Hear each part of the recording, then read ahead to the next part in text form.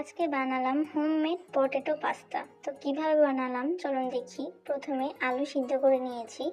এখন এগুলোকে গ্রেটারের সাহায্যে গ্রেট করে নিব, যেন কোনো দানা ভাব না থাকে। গ্রেট করা হয়ে গিয়েছে। এখন দিয়ে দিচ্ছি 2 কাপ পরিমাণ ময়দা, একটু লবণ, সবকিছু একসঙ্গে ভালোভাবে মেখে নিব। মাখা হয়ে গেছে। এখন পাস্তার শেপ দিয়ে দিব।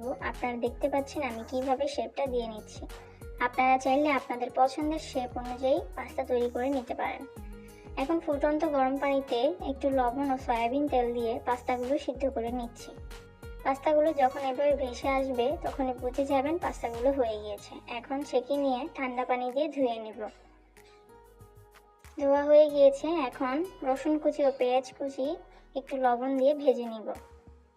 এখন দিলাম টমেটো কুচি ও চিকেন, সব ভাজা হয়ে গেছে। এখন দিচ্ছি একটু কাঁচামরিচ কুচি, একটি ডিম, সবকিছু ভেজে নিব ভালো মতো। এখন দিয়ে দিচ্ছি একটু চিকেন স্টক, একটা ম্যাগি মশলা, একটু মরিচের গুঁড়া।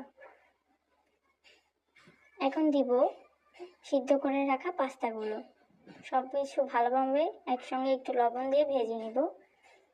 ভাজা হয়ে গিয়েছে। এখন দিয়ে দিচ্ছি ধনেপাতা কুচি। তো ভিডিওটি কেমন লাগলো গাইস অবশ্যই কমেন্ট করে জানাবেন।